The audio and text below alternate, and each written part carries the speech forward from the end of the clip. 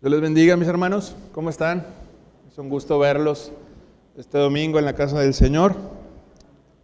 Vamos a poner en las manos de Él esta clase para que sea Él quien nos hable, quien nos ministre y seamos edificados este día. Bendito Dios y Padre Celestial, te damos gracias, Señor, por tu bondad y la oportunidad que nos das de estar en tu casa, aprender de tu palabra, Señor. Te rogamos que sea tu bendito Espíritu Santo que nos dé esa capacitación, Señor, para ser claros, para poder llevar esa palabra y que este mensaje podamos llevárnoslo a nuestro hogar y aplicarlo, Señor, con tu bendita gracia y tu bendito Espíritu Santo. En el nombre de Jesús, amén.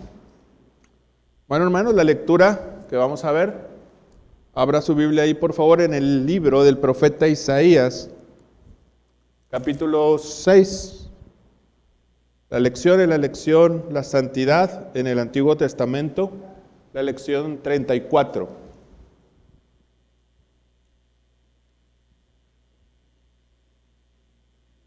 Vamos a dar lectura.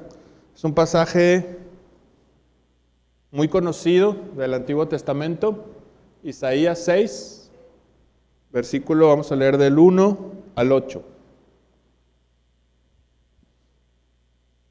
Es probablemente de los pasajes más, podemos llamarle espectaculares, ¿verdad?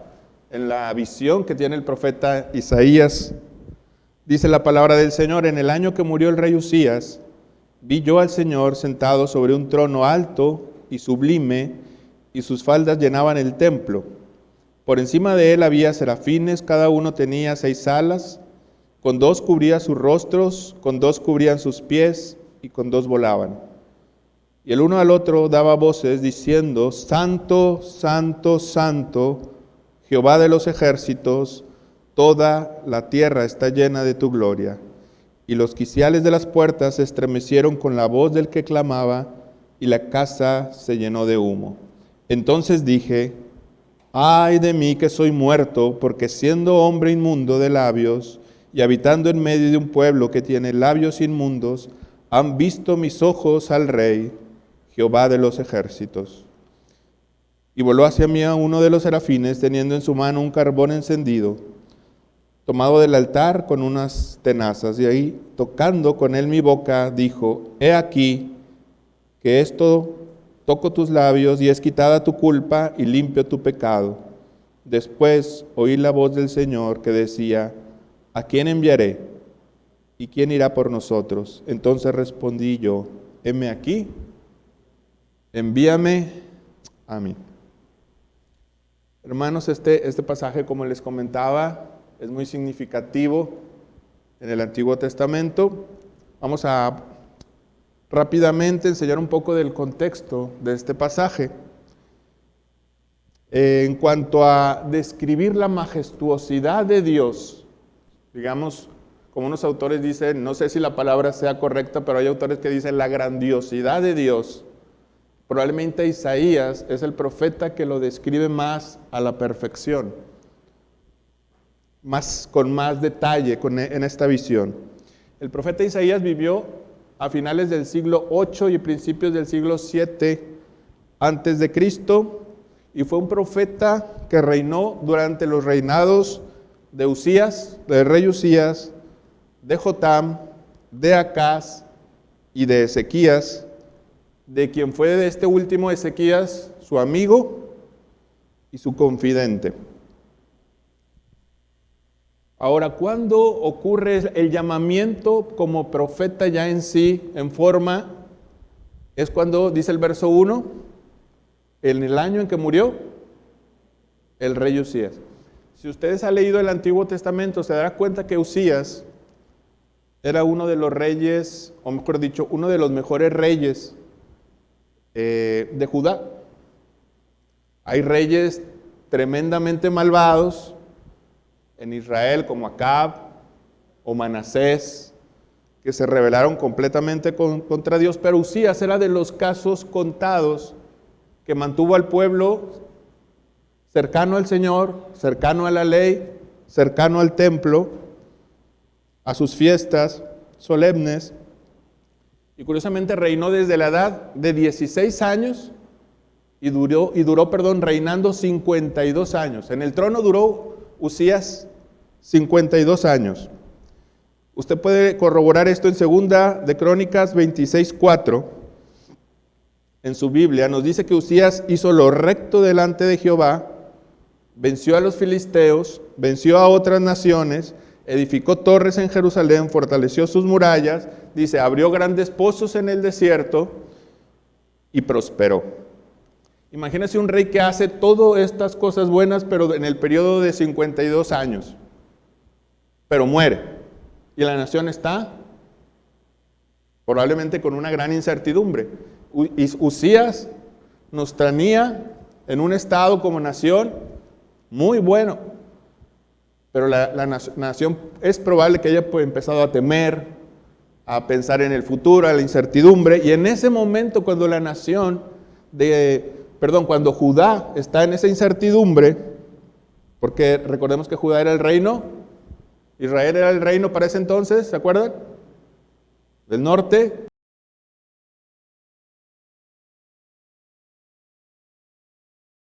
Era Judá.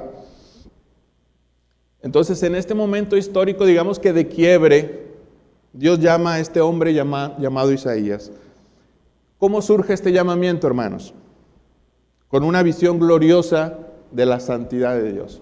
Dios tal vez no le demostró en sí un acto portentoso de poder como en el Antiguo Testamento vemos abrir el mar o el Jordán, o como Josué parando el sol.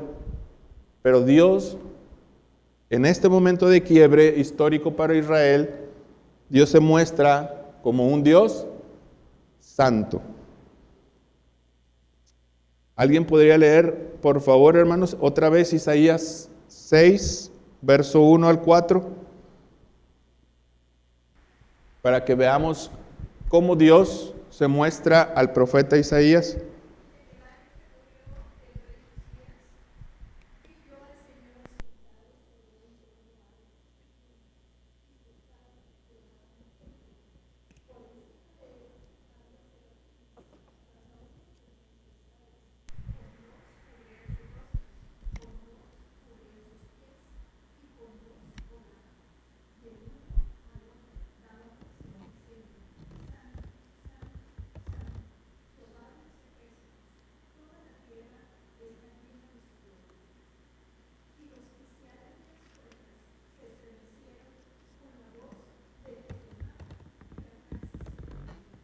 Amén. Ahora, ¿cómo reacciona Isaías ante esta majestad de la visión? Isaías ve al Señor en su gloria, dice que las faldas del Señor llenaban el templo, o sea, su túnica llenaba el templo se llenaba de humo, las puertas se estremecían. ¿Y cuál fue la exclamación de Isaías? Verso 5. ¿Alguien lo puede leer, el verso 5?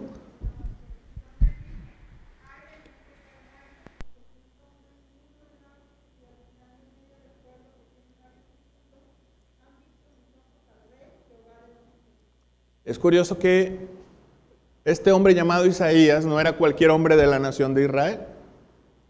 Isaías se siente abrumado ante la gloria de Dios. De hecho, él mismo se declara y siente, tengo que morir porque acabo de ver la gloria de Dios. Pero Isaías era el líder nacional de la nación de Israel, perdón, otra vez la reiteración, de Israel. Era la persona más respetada, probablemente aún superior este profeta que a los mismos sacerdotes, probablemente aún superior su ética y respetado que el sumo sacerdote, porque Dios no se revelaba a los sacerdotes, pero se revelaba a sus profetas como Isaías. ¿Y cuál es la reacción de Isaías? De sentirse indigno completamente y a punto de morir al ver la gloria de Dios. La búsqueda, hermanos, constante de Dios nos coloca en ese sentir de Isaías. A veces podemos, cuando nos alejamos de la presencia del Señor en oración, podemos sentirnos completamente contrario a lo que sintió Isaías. Hay como una regla ahí aritmética espiritual que cuando nos acercamos a Dios vemos nuestra indignidad. Eso le pasó a Isaías. Usted y yo dejemos de buscar a Dios en la oración y vamos a sentirnos completamente contrario a lo que sentía Isaías. Nos vamos a sentir autosuficientes, a veces superiores a los demás, pero quien se conoce a sí mismo, su estado delante de Dios, su miseria, no hace que preocuparse por nosotros mismos. Esta es casi una regla. Las personas que se ocupan más de los demás es porque no han estado delante de la presencia de Dios. Cuando en oración descubrimos su santidad y nuestra miseria, no tenemos tiempo de estar averiguando el estado espiritual en sí de los demás, preocupándonos porque el otro hizo o no hizo. Primeramente nos ocupáramos de mi estado espiritual. Dejemos de buscar a Dios y estaremos buscando errores en los demás. Isaías buscó a Dios ¿y qué pasa? Descubrió su indignidad. Creo que esto nos deja una enseñanza clara que si la olvidamos nos podemos sobrevalorar espiritualmente a veces, creyendo que no somos tan malos como creemos ser. Isaías, ¿quién podría dudar de su respetabilidad ante la nación? Bueno, pues si es el profeta levantado por Dios mismo, ¿quién puede dudar de su respetabilidad? Pero Isaías, cuando está delante de Dios, se reconoce a sí mismo como un hombre miserable y pecador, y solamente eso. No decía, él no levantó una bandera contra yo soy el ungido del Señor, el profeta, el único que recibe oráculos de parte de Dios para el pueblo de Israel. No dice, yo soy muerto, yo soy indigno, y ante tu presencia no puedo estar con vida, si no es por tu pura misericordia. En el libro, hermanos, que nos hicieron favor de llegar a los maestros, que se llama La Santidad de Dios, que yo creo que no cada maestro, sino cada creyente debe leer este libro. Es de el autor Sproul, R.C. Sproul. ¿Cómo se dice en inglés R.C.? ¿Cómo suena? Sproul nos dice algo que a mí me impactó y que quisiéramos que analizáramos en breve. Eso Sproul solo lo dice en una frase, pero dice lo siguiente: el encuentro de Isaías con Dios, Isaías no solo descubrió quién es Dios, Isaías descubrió quién es Isaías. Cada que alguien se encuentra con Dios, va a derrumbar a veces las ideas que tenemos propias de respetabilidad otra vez. ¿Cómo no se me ocurrió esta palabra cuando estaba preparando la clase? Pero, si no hubiera batallado tanto al pronunciarlo. Pero esas ideas que ya a veces preconcebimos sobre nosotros mismos son derrumbadas cuando verdaderamente tenemos ese encuentro con Dios. Isaías no solo descubrió la majestad y lo glorioso que era el Señor y que es el Señor, sino a la vez descubrió que Isaías no era lo que él pensaba.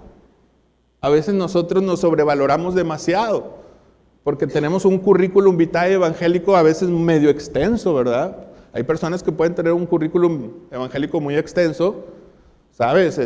Pues yo doy clase en la iglesia, o yo soy anciano, yo predico, yo soy pastor, yo estaba en tal seminario, yo tengo un doctorado, pero por más doctorados, maestrías que se puedan tener en divinidades, el encuentro con el Señor como Isaías nos derrumba, nos muestra que la único que merece la honra y la gloria es Él, que nuestra indignidad delante de Dios es solo eso.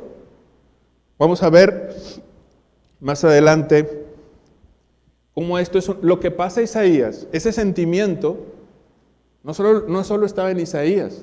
El apóstol Pablo lo repite en el Nuevo Testamento. Vamos a ver Filipenses 3. Por favor, ayúdeme con Filipenses 3, verso 4 al 8. Alguien que me ayude a leer. Aunque yo tengo también de qué confiar en la carne,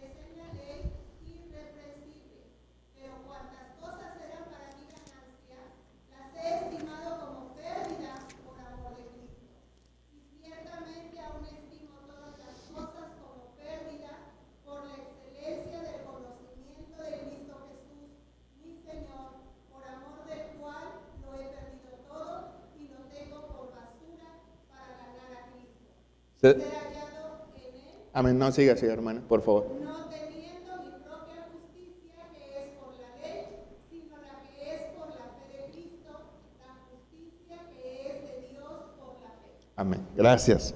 Se da cuenta que lo que argumenta el apóstol Pablo es un currículum eclesiástico para él. En ese momento él describe cuando él era un judío no cristiano, un judío, iba a decir común, pero Pablo describe que es completamente lo contrario, no era un judío común, era un judío de cepa. Dice en el verso 4, aunque yo tengo también de qué confiar en la carne, ¿verdad? En la carne, si alguno piensa que confiar, yo más. Dice, circuncidado el 8º día de la tribu de Benjamín, hebreo de hebreos en cuanto a la ley, fariseo, en cuanto al celo, perseguidor de la iglesia, en cuanto a la justicia que es por la ley, irreprensible. Él se consideraba delante de la ley una persona que guardaba estrechamente la ley. Dice, en cuanto a celo perseguidor, y el verso 7, pero estas cosas que eran para mi ganancia las he estimado como pérdida. ¿Por qué? Por su conocimiento ¿de quién? De Jesucristo. ¿No pasó esto cuando él iba rumbo a Damasco? Y todas sus teorías, lo que pasó Isaías lo repite Pablo, donde todas sus teorías se derrumban ante la visión en Damasco del Cristo resucitado. Él tenía, digamos, y él lo escribe aquí a los filipenses, una concepción grande de sí mismo. Yo soy fariseo de fariseos, circuncidado el 8º día, de la tribu de Benjamín, en cuanto a la ley, irreprensible. Nadie me puede cuestionar en la nación que no ha guardado las fiestas solemnes, ni la fiesta de tabernáculos, la de la expiación. Ninguna fiesta o sacrificio se me ha pasado. Entre la ley soy irreprensible, pero todo lo tengo considerado, todo mi currículum es basura en cuanto al conocimiento que hoy tengo de Cristo. Yo lo vi resucitado, dice Pablo. Y esta misma acción es lo que Isaías ve, hermanos. La santidad de Dios nos hace quitar nuestras barreras, a veces que nosotros mismos hemos sembrado, y nos coloca en una dependencia de su gracia y de su misericordia, porque Él es completamente santo. ¿No le ha pasado que el inconverso menosprecia el sacrificio de Cristo? Cuando usted habla, yo tengo facilidad a veces en el trabajo de platicar con las personas y me doy cuenta que el inconverso generalmente piensa que no necesita nada el que necesita de Cristo es el violador, es el asesino serial, el narcotraficante, porque ellos son medianamente malos, pero no tan malos como los demás. Quien se encuentra verdaderamente delante de Dios, como Isaías, como Pablo, se da cuenta que no hay nada bueno en nosotros mismos, que todo lo que recibimos de Dios es por gracia y por misericordia. Si eres un buen padre, eres responsable, eres trabajador, pero él sigue siendo un pecador delante de Dios y necesitas un Salvador. Y eso a la gente no le gusta escuchar. No le gusta escuchar. Sí, eres muy bueno, pero eres igualmente un pecador que necesita a Cristo. Y ante su santidad eres culpable y necesitas obviamente ese Salvador.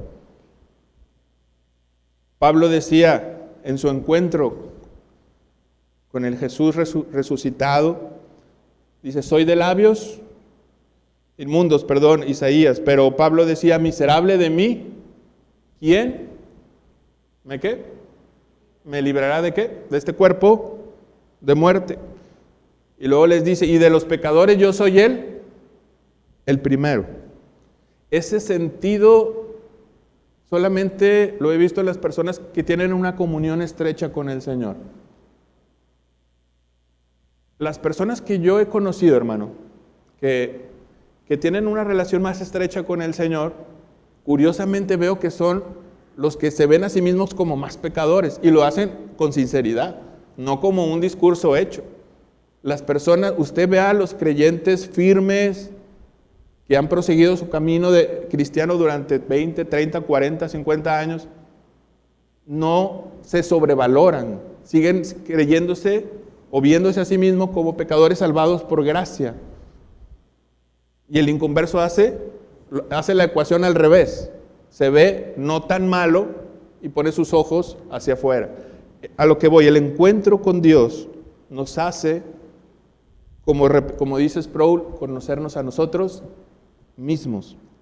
Quiere conocerse a sí mismo, a veces hoy en día hay una palabra que salió hace como 30 años, no sé si las personas que tengan ahorita 60, 70, 80 años, existía esa palabra que existe hoy, el autoestima. Es que tienes baja autoestima, pero nuestra generación tiene una estima demasiado alta. ¿Se ha dado cuenta? No sé, a ver, hermanos, alguien que tenga 60, 70, 80 años me podría decir, ¿la palabra autoestima era tan repetitiva como hoy en día? ¿Verdad que no? ¿Verdad que estamos en una generación generalmente ególatra, narcisista, que se concibe a sí mismo? Decía San Agustín, eso no es grandeza, eso es hinchazón. Y yo creo que tenía razón San Agustín, porque decía, cuando ves esa egolatría de las personas, eso no es grandeza, es solamente hinchazón. Y decía San Agustín, y lo hinchado está enfermo. Muy sabio el filósofo de Hipona, ¿verdad? Que decía, no, lo que está hinchado no está bien, no está sano, está enfermo.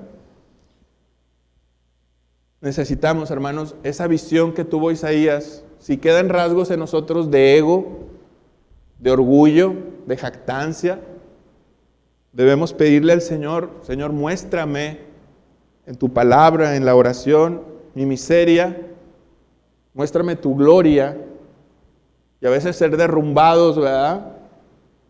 Generalmente la psicología a veces quiere colocarnos en un lugar supremo con una autoestima tan inflada, pero la Biblia, el orden bíblico es primero te derrumbo. Suena feo, ¿verdad?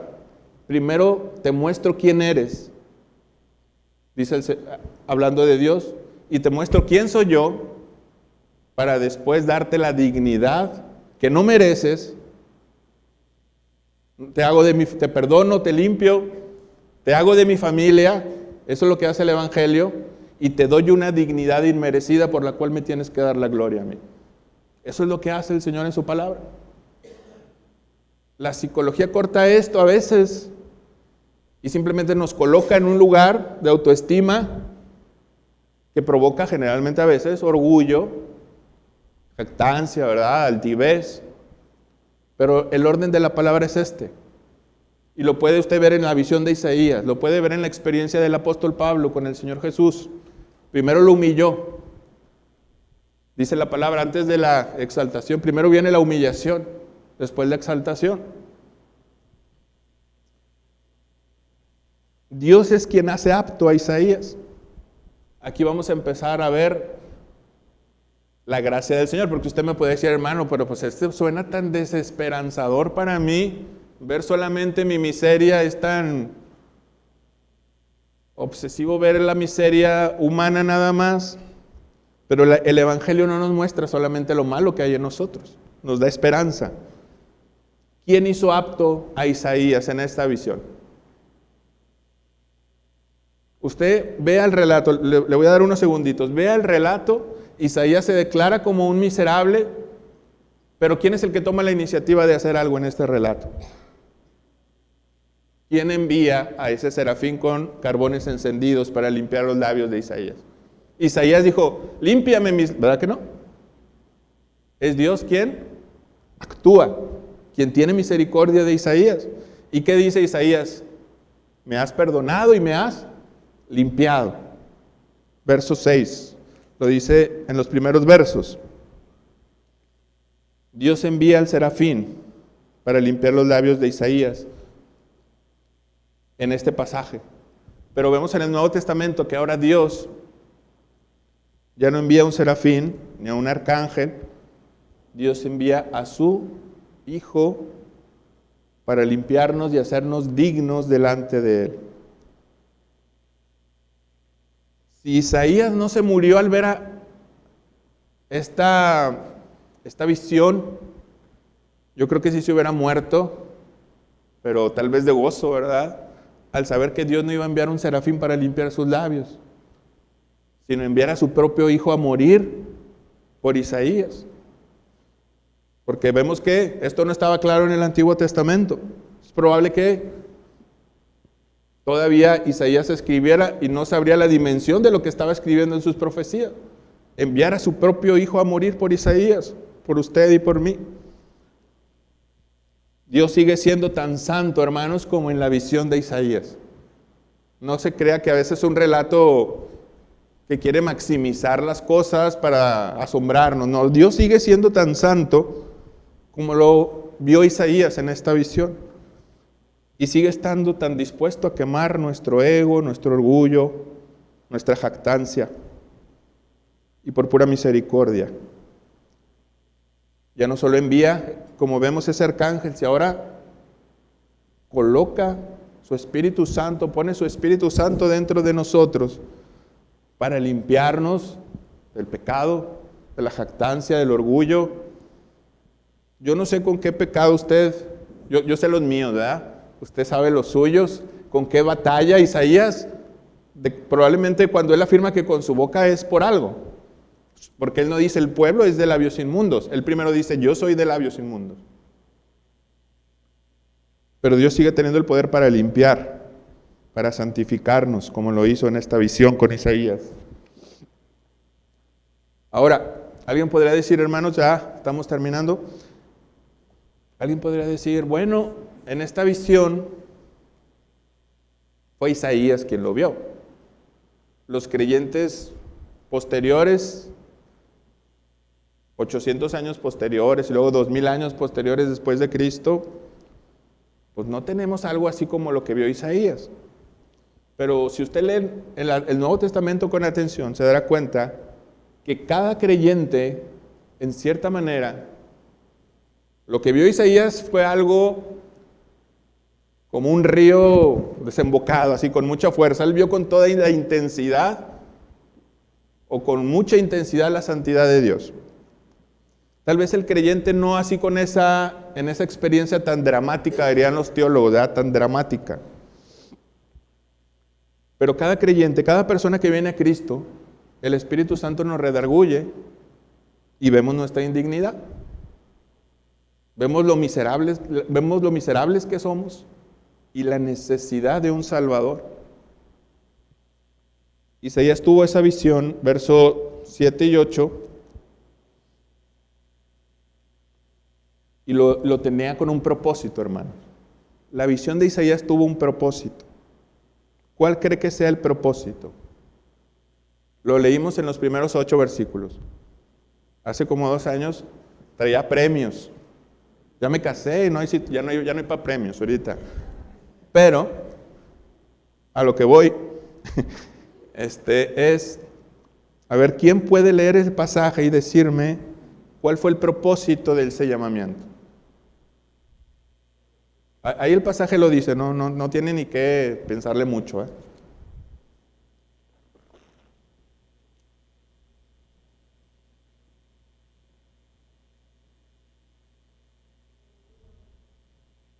El envío. Ahí está la respuesta, gracias. Dios le muestra la gloria, su gloria a Isaías, no para que Isaías se jactara, ni, oye, Dios me mostró a mí y que hiciera algo como lo que pasa en Corinto. Que, oye, pues yo hablo en lenguas, oye, pues yo profetizo, pues yo soy superior a ti. No fue con una idea ni tampoco de misticismo para que él se fuera a una montaña y contemplara a Dios y recordara esa visión, ¿verdad? Como si fuera esos monjes de la antigüedad que se iban y contemplaban, ¿no? Cosas. Dios envió esa visión a Isaías para que él fuera enviado a predicar y anunciar la majestad del Dios al cual había conocido, hermano. Cuando Dios se nos revela de esta manera a nosotros, porque, repito, todos somos, mejor dicho, partícipes de esta visión de Dios. No piense que solo es de Isaías, no piense que solo fue Pablo. Cuando usted viene a Cristo, su visión de las cosas tuvo que haber cambiado. ¿Quién puede ser? Levante la mano. ¿Quién tiene ese parteaguas en su vida donde al venir a Cristo cambió lo que dijo el pastor, su cosmovisión, ¿verdad? Su visión de las cosas? Yo le pregunto, ¿fue la misma? Lo que usted valoraba antes, lo seguía valorando de la misma manera. Si antes su carrera profesional era lo más importante y la eternidad era algo secundario, ¿siguió igual? ¿Verdad que ninguno de nosotros podemos decir que fue así? El envío, hermanos, cuando conocemos al Señor, tiene un propósito que es, así como Isaías era, veis, séme testigo ante las naciones, le decía a Isaías. Tenemos que ser testigos donde el Señor nos ponga, hermanos. Si usted, el Señor, lo ha salvado, ha visto su indignidad como un espejo en la palabra de Dios, ¿verdad? Y ha visto ese glorioso Salvador. El propósito de esta visión era ir y hablar de ese Dios glorioso. Por eso, quien haya leído Isaías con toda seguridad dice, los dioses de las naciones son de yeso, de madera, los baales, son unas figuras de animales, etc. Pero yo he visto al Dios glorioso que es real. Yo he visto su gloria, lo mismo que dijo Juan. Juan dice, a mí nadie me han contado, yo he palpado al Verbo, ¿verdad?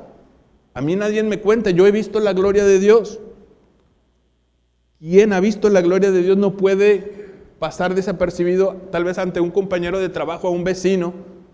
Oye, yo he visto a Dios mismo, he visto mi indignidad, he visto que me ha perdonado, he visto que me ha transformado. Ya no soy el borracho que era antes, el maldiciento, el adúltero, el ladrón. He tenido un encuentro con ese Dios. Ese asombro tiene que ser como Isaías predicado donde estemos, hermano, con el vecino, con el familiar. No podemos callar, dice el apóstol, lo que hemos visto y oído. Un Dios tan grande no puede ser como alguien que se nos atravesó y no cambió nada. A veces saludamos a una persona, yo le digo a mi esposa, ay, ¿quién era? ¿Quién era? Así, yo le decía, ¿quién era? ¿Quién era ese que me preguntó, pero no me acuerdo quién? A veces el cristiano pareciera tan indiferente así, ¿verdad? Como si no hubiera pasado nada. La Biblia nos enseña que ese encuentro transforma nuestra conversación, transforma nuestra vida, transforma nuestro mensaje. Decía un evangelista, ahorita no recuerdo el nombre, muy famoso, ya recuerdo, era Moody, evangelista del siglo XIX. Probablemente era el evangelista más grande del siglo XIX. Y decía Moody, yo desconfío de las personas, decía, desconfío de los cristianos que pasan media hora de conversación con un inconverso y no hablan de su Señor. Dice, desconfío de esos cristianos que pueden hablar de todo menos de su Señor. ¿Usted cree que Isaías, al ver esa gloria y convivir con otros pueblos, vecinos, Isaías era indiferente? Esa visión de Dios transformó, moldeó no solamente su mente, sino también su corazón para llevar ese mensaje. Esa es la idea que Isaías nos quiere transmitir también en su libro. Alguien que ha visto a Dios tiene que ser enviado. No a las naciones, porque no somos profetas en ese sentido estricto. En otro sentido somos profetas, pero no en el sentido de tener un oráculo y un mensaje especial, ¿verdad? Pero tenemos que reflexionar esto, hermanos. Yo le digo al Señor, pues, al ver esta lección, ayúdame a ver un poco más esa gloria tuya, que a veces puedo estar indiferente y creer que el cristianismo es una religión de adeptos, como puede ser cualquier otra religión. Pero la Biblia nos enseña que el cristianismo es un encuentro real con el Dios vivo. No me gusta usar la religión porque a muchos no les gusta esa palabra, ¿verdad? Pero es una fe que transforma, que cambia, que da vida. Que nuestro cristianismo, hermanos, no sea solamente, ¿verdad?, de una forma teórica, sino que conozcamos día con día esa gloria que vio Isaías. Y yo creo y estoy plenamente seguro que ahora cuando el Señor nos da su Espíritu, lo hace con esa intención de conocerlo más íntimamente, ¿verdad? No solamente de una forma superficial. Y el Señor quiera que día con día le conozcamos un poco más en oración. Y Él está dispuesto a hacerlo. No es un Dios que se revela solamente como esas religiones que tienen sus iluminados, ¿verdad? Hay iluminados, es Buda o es determinado líder religioso, Zoroastro para los orientales, y ellos son los que reciben la iluminación. Los demás están supeditados a lo que les diga el líder en turno, Zoroastro, Buda, etcétera, ¿verdad? Ellos son los que tienen la iluminación. Pero el cristianismo nos dice que murió, ¿por quién?